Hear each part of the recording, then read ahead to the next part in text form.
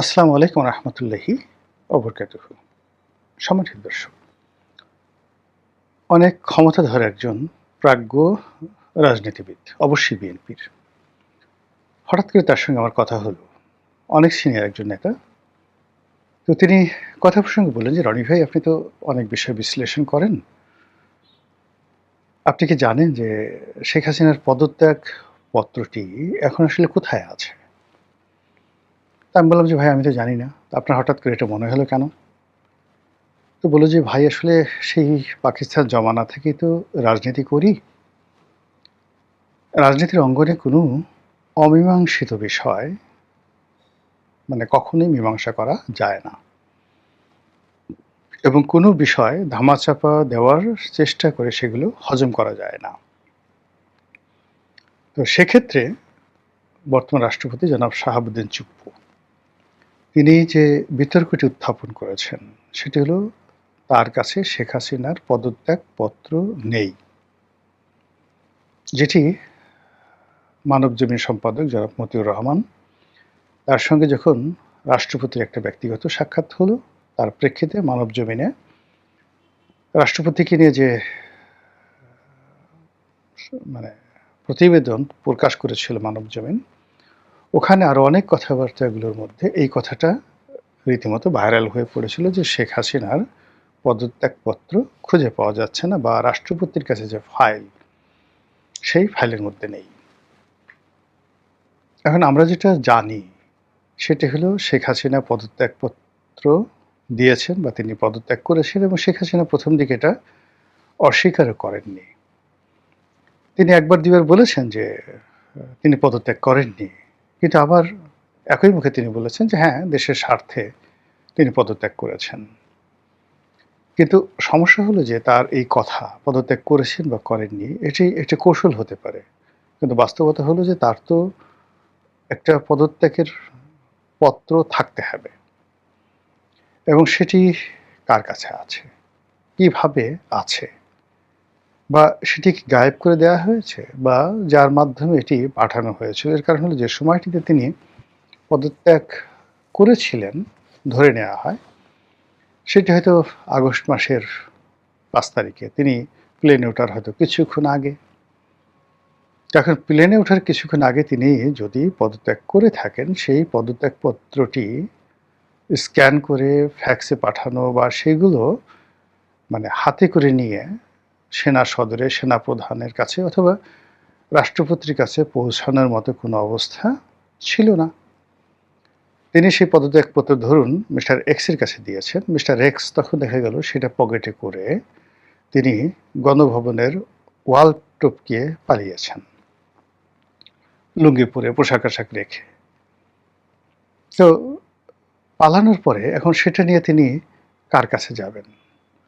তিনি যেহেতু শেখ হাসিনা একদম কাছাকাছি ছিলেন, হয়তো আমি এটা ধারণা করছি এক্স ওয়াই জেড এনিবডি, পদত্যাগপত্র তো তিনি বঙ্গভবন এসে করেননি। পদত্যাগপত্র তিনি সেনা সদরে জেনারেল ওয়াকারুজ্জামানের কাছে গিয়ে করেননি, অথবা জেনারেল ওয়াকারুজ্জামান যখন পাশে দাঁড়ানো ছিলেন, তিনি পদত্যাগপত্র স্বাক্ষর করে ওয়াকারুজ্জামানের হাতে দেননি। কাজে এই ঘটনাটা কখন ঘটেছে সেটা এখন অত্যন্ত গুরুত্বপূর্ণ একটি প্রশ্ন, যেটি কি 24 তারিখে হয়েছে আগস্ট মাসে, নাকি 25 তারিখে হয়েছে। 2 নম্বর হলো যে এই যে পদত্যাগপত্রটি ম্যানুয়াল, একটা পদত্যাগপত্র টাইপ হয়েছে, স্বাক্ষর হয়েছে, সেটি কেন ফাইলের মধ্যে গেল না, বা ফাইলের মধ্যে কেন খুঁজে পাওয়া গেল না? বা ধরুন সেটি শেখ হাসিনা দিয়েছে, সেটা ক্যান্টনমেন্টে গিয়েছে, সেটা বঙ্গভবনে গিয়েছে, এখন বঙ্গভবনের ফাইলের মধ্যে সেটা রাষ্ট্রপতি দেখছেন না, এবং সেইটা পদত্যাগপত্র অ্যাকসেপ্টেড, রাষ্ট্রপতির যে অ্যাকসেপ্টেন্স, এই ধরনের কোনো ডকুমেন্ট নেই বলে রাষ্ট্রপতি বলেছেন। এই গেল একটা সমস্যা। দ্বিতীয় যে সমস্যা, সেই সমস্যাটা হলো যে সরকার গঠিত হলো, সেখানে সংবিধানের 106 অনুচ্ছেদ অনুযায়ী সুপ্রিম কোর্টের অ্যাপিলেট ডিভিশনের বিচারপতিদের যে যৌথ বেঞ্চ, একত্রে তারা এই 106 অধ্যাদেশ নিয়ে আলোচনা করেছে, তারা রায় দিয়েছে। রায়টা কোথায় দিয়েছে, কয় তারিখে দিয়েছে? 8 তারিখে যদি মানে এই শপথ নিয়ে থাকেন ডক্টর মোহাম্মদ ইউনূস, কাজে এটা 6 তারিখে হয়েছে বা 7 তারিখে হয়েছে। 6 তারিখ বা 7 তারিখে সেই অ্যাটর্নি জেনারেল তড়িঘড়ি করে নিয়োগ লাভ করেছেন, কিন্তু ওই দিন তো কোনো কোর্ট বসেননি। কোর্টের কোনো কার্যতালিকায় এই ধরনের কিছু আছে? 2 নম্বর হলো যে প্রধান বিচারপতি তখন ক্যান্টনমেন্টে ছিলেন, অন্যান্য যারা বিচারপতি রয়েছেন অ্যাপিলেট ডিভিশনে তারাও সেই ক্যান্টনমেন্টে ছিলেন। কাজেই এখানে তো মানে একটা বেঞ্চ বসবে, সেটা যদি ভার্চুয়ালিও বসে, ক্যান্টনমেন্টে বসে ভার্চুয়ালি কোনো একটা কোর্ট যদি বসে, সেটারও একটা ম্যানুয়াল, একটা ডকুমেন্টেশন সুপ্রিম কোর্টের রেজিস্ট্রার অফিসে থাকবে, বেঞ্চে থাকবে, এবং এই শুনানিগুলো যে হবে সেই শুনানিগুলোর একটা অডিও এবং ভিডিও রেকর্ড দুটোই থাকবে। যেমন ধরুন ক্যান্টনমেন্টে বসে স্কাইপিতে প্রধান বিচারপতি প্রেসাইড ওভার করছে, সেখানে অন্যান্য অ্যাপিলেট ডিভিশনের যারা সেনা সদরে ছিলেন তারা অংশগ্রহণ করেছেন, আর যারা হাইকোর্টের বেঞ্চের যারা থাকেন, মানে ধরুন 3 জন বা 6 জন বিচারক, তার মধ্যে 3 জন ক্যান্টনমেন্টে ছিলেন, বাকি 3 জন হয়তো সশরীরে উপস্থিত ছিলেন। এর মধ্যে যেটাকে বলা হয় একটা হলো বার আর একটা বেঞ্চ, আর বারে যে সকল আইনজীবী এই শুনানিতে অংশগ্রহণ করেছেন এগুলোর তো একটা ডকুমেন্ট থাকবে, ইন রিটেন, ভিডিও, সব কিছুই। সেগুলো কি আছে আপনার কাছে? যদি থাকে, এখনো পর্যন্ত সেগুলো আমরা কেউ দেখিনি, এর কোনো ডকুমেন্টও কিন্তু খুঁজে পাওয়া যাচ্ছে না। তাহলে গেল পদত্যাগপত্র, দ্বিতীয়ত হলো 106 অনুচ্ছেদ অনুযায়ী আলাপ আলোচনা। দেন যেটা ফরহাদ মাজাহারা বলে আসছিলেন যে অবিলম্বে একটি বিপ্লবী সরকার গঠন করা হোক। সেই বিপ্লবী সরকার গঠন করার কোনো প্রক্রিয়া, কোনো ডিক্লারেশন, কোনো কাগজপত্র, কোনো কিছুই হয়নি। সংবিধান অনুযায়ী জনাব চুপ্পু সাহেব এই উপদেষ্টা মণ্ডলীর তিনি শপথ পড়িয়েছেন, আর সেই যে সংবিধান অনুযায়ী তিনি যে শপথ পাঠ করিয়েছেন এটি বলা হচ্ছে যে সুপ্রিম কোর্টের সেই 106 ধারার যে রেফারেন্স সেই রেফারেন্স অনুযায়ী। আর 106 ধারার যে রেফারেন্স সেই রেফারেন্সটা তখনই আসে যখন একটা শূন্যতা তৈরি হয়, সেই শূন্যতা তৈরির জন্য বলা হচ্ছে প্রধানমন্ত্রী পদত্যাগ করেছে। কিন্তু ঘটনাটা যদি এরকম না হয়, যদি অন্যভাবে হতো যে ঠিক আছে প্রধানমন্ত্রী পালিয়ে গেছেন, মানে এটা ডক্ট্রিন অফ নেসেসিটি 106তে, সেই ডক্ট্রিন অফ নেসেসিটিতে পদত্যাগ করার ফলে যে ডকুমেন্টেশনটা হয় সেটা একরকম। আর যদি বলতো যে না তিনি অন এক্সাইল পালিয়ে গেছেন এবং সেই তার পালানোর পরে তিনি কাগজপত্র কোনো কিছু স্বাক্ষর করে যান নাই, কোনো কিছু বলে যান নাই, দায়িত্ব হস্তান্তর করে যান নাই, অস্টেপ দেশ অচল, এখন আমাদের একটা নতুন সরকার লাগবে, ইন্টারিম সরকার লাগবে, সেটার প্রেক্ষিতে 106 ধারা অনুযায়ী সুপ্রিম কোর্ট যদি একটা রুলিং দেয় সেটা একরকম হতো। কিন্তু এটা তো তা হয়নি।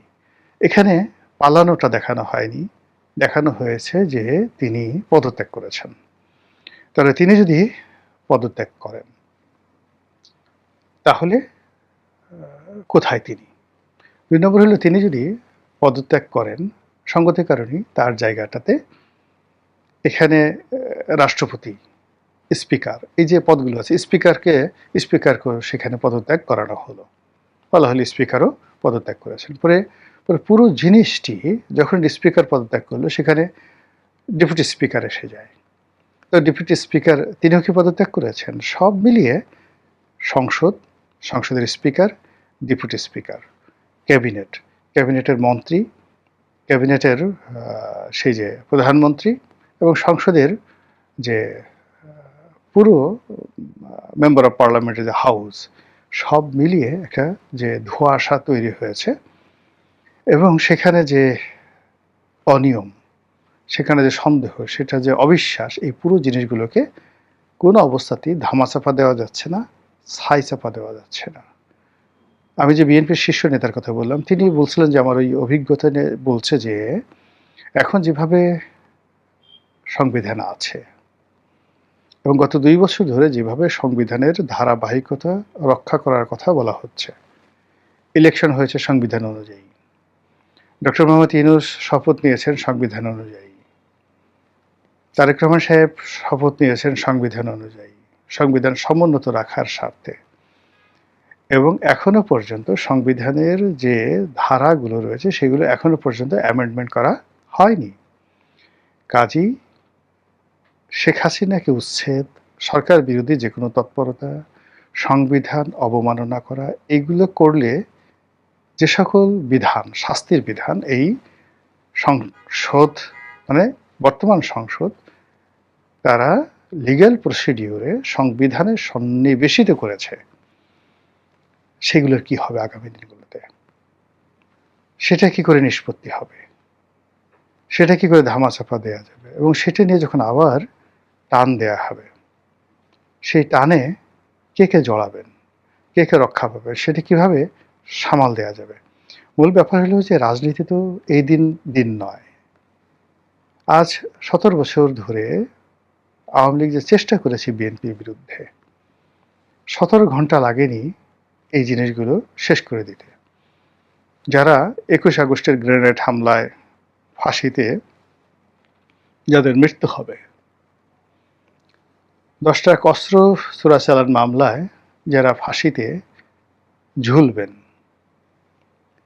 যুদ্ধাপরাধীদের বিচারে যাদের জন্য ফাঁসির কাষ্ঠ রেডি করা ছিল, শুধু গলায় রশিটা পরানো হবে, সেই সমস্ত মানুষ এখন মন্ত্রী, এমপি, ক্ষমতাধর ব্যক্তি এবং দেশ চালাচ্ছে। তো এই যদি হয় এখনকার অবস্থা, তাহলে আগামী 17 বছর পরে বা 15 বছর পরে কি হতে পারে বাংলাদেশে? এটা নিয়েই কিন্তু সেই যে বিএনপির যারা শীর্ষ নেতার কথা বললাম, তিনি আলোচনা করছিলেন যে এই বিষয়গুলো কি আপনার কি মনে হয় না যে জনমত তৈরি করা দরকার, এই বিষয়গুলোর আইনগত একটা নিষ্পত্তি করা দরকার, এগুলো ধামাচাপা দেওয়া প্রয়োজন পড়বে না, এগুলো ধামাচাপা দেওয়ার দরকার নাই, এগুলোকে মোকাবেলা করতে হবে। যা হয়েছে এটাকে অবশ্যই একটা লিগ্যাল ফ্রেমওয়ার্কে নিয়ে আসতে হবে। আর যদি সেটা না করা হয়, তাহলে আগামী দিনগুলোতে এই টোটাল প্রক্রিয়ার সাথে একদিকে আওয়ামী লীগ আর অন্যদিকে আওয়ামী লীগের বিরুদ্ধে যত রাজনৈতিক শক্তি আছে তারা বিপদের মধ্যে পড়বে। 1 2 নম্বর হলো যে ঘটনাগুলো ঘটেছে, এখানে যদি হুট করে তৃতীয় পক্ষ ঢুকে যায়, তৃতীয় পক্ষ ঢুকে গিয়ে যদি আওয়ামী লীগকে ফাঁসানোর চেষ্টা করে, বিএনপিকে ফাঁসানোর চেষ্টা করে, জামাতকে ফাঁসানোর চেষ্টা করে, এমনকি ডক্টর মোহাম্মদ ইউনূসকে ফাঁসানোর চেষ্টা করে, ইটস এ ম্যাটার অফ 1-2, একটা তুড়ি দিলেই সেটা হয়ে যাবে। আর সেক্ষেত্রে কি হবে? পুরো রাজনীতির অঙ্গন ফাঁকা, পুরো মাঠ ফাঁকা, কেউ কোনো একটু শব্দ করার মতো অবস্থা থাকবে না। 1954 থেকে 1958 সন পর্যন্ত, এই প্রায় 4 বছর, পুরো পাকিস্তানে আইয়ুব খানের জন্য একটা ক্ষেত্র তৈরি করা হয়েছিল। এমনভাবে রাজনীতিবিদদেরকে পচানো হয়েছিল, এমনভাবে রাজনীতিবিদদেরকে একে অপরের বিরুদ্ধে লাগিয়ে দেওয়া হয়েছিল। রাজনীতি যেটা শক্তি, রাজনীতির যেটা সম্মান আছে, মর্যাদা আছে, এটা 1957 সনে একেবারে শূন্যতে পৌঁছে গিয়েছিল। ফলে যেদিন মার্শাল ল জারি হয়েছিল, সেদিন সারা পাকিস্তানে খুশির বন্যা বয়ে গিয়েছিল। আইয়ুব খানকে বলা হতো পাকিস্তানের ত্রাণকর্তা, father of the Pakistani nationalism. এই ছিল বাস্তবতা। একই ঘটনা মিশরের সিসি করেছেন। আন্দোলন হয়েছে হোসনি মুবারকের পরে, সিসির আগে মুসলিম ব্রাদারহুড ক্ষমতা এসেছে। এইভাবে সবকিছু হাওয়ায় ছেড়ে দিয়ে আবার সেই তাহরিক স্কোয়ার সেটাকে উত্তপ্ত করে দিয়ে পুরো যে রাজনৈতিক শক্তিটি গ্রো করেছিল গত 30-40 বছরে মিশরে, সেটি এখন শূন্যতে পৌঁছে দেওয়া হয়েছে। সিসির বিরুদ্ধে একটা টু শব্দ করবে এরকম কোনো রাজনৈতিক শক্তি এখন মিশরে নেই। তো এইভাবে মানে যারা সুযোগ খুঁজে রাজনৈতিক দলকে, এই যে আমরা -2, -3, -4, মানে এখন যা কিছু হচ্ছে এখন আর -2তে নেই, এটা -3, -4 এর মধ্যে চলে গেছে।